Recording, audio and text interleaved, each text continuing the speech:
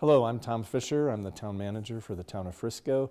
Recapping our last council meeting from August 11th. The council met in work session first and had three subjects. The first was a joint work session with our Arts and Culture Council. The Arts and Culture Council briefed, kind of went through their strategic plan that the council set a few years ago and how they're progressing through meeting the objectives of that strategic plan.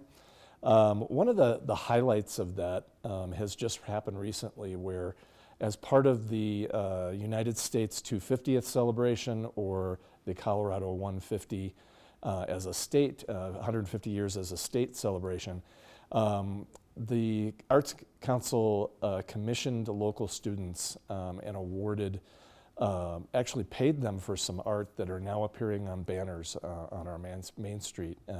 That has been extremely popular.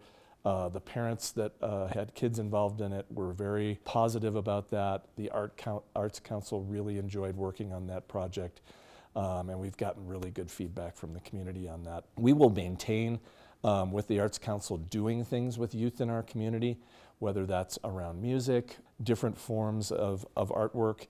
That will be a consistent theme that the public will see in the future.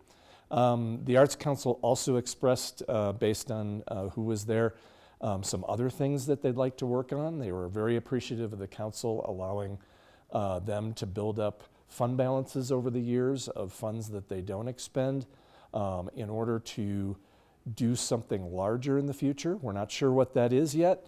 And then, the highlight, of course, with our art program is that the elk at the roundabout of I-70 and Highway 9 was a hot topic of where that's going to move as the interchange project goes through next year. It's going to move to the Frisco Adventure Park.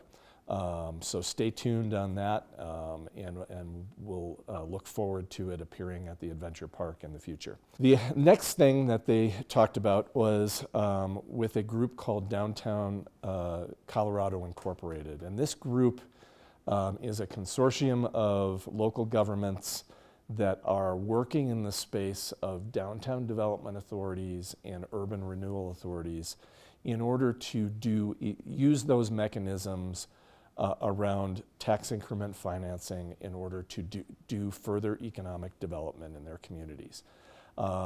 We brought forward this presentation from this group in order to give the council a little bit more to think about around economic vitality, which is one of their strategic objectives, in order to prepare them for a retreat that they're going to be doing later this month. So now they've heard economic updates about the town. We've heard from several different groups, including the Arts and Culture Council, about things they should be considering in their strategic planning to meet the town's vision for the future. And we've put some information to them around economic vitality. So now they have some thoughts brewing about what will be in the future for Frisco. The last item was our Community Development Director briefing on some landscape code changes that are coming. These are stemming mostly from water conservation legislation and wildfire mitigation legislation that's been adopted by the legislature over 2024 and 2025. We need to make these changes to our code in order to come into compliance with that.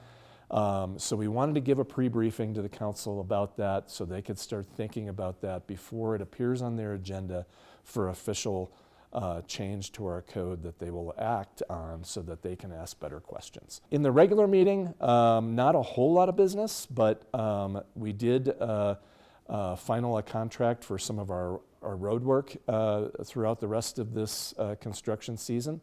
The council did discuss overall philosophy around fleet replacement and equipment replacement, kind of as a precursor to the town producing a budget for 2027.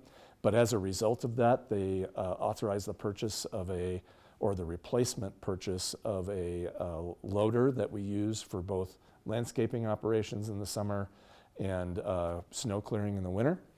The biggest thing that they worked on was finaling an agreement with Excel in order to allow Excel to do a test or demonstration drilling bore on town property right next to Town Hall that will help them design the utility geothermal network that we're going to see permitted over the next few months.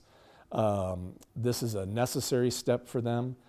There will be impacts to the community as this drilling happens. In the test bore case, it'll happen in the second half of August.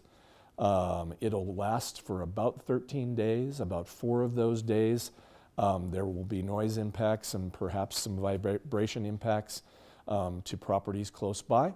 And the reason we didn't need to put this on the council's agenda, but we wanted the public to get exposure to it, the council to get exposure to it so that they could talk about it with their constituents openly, and just to make sure that people know that this project is progressing through our processes.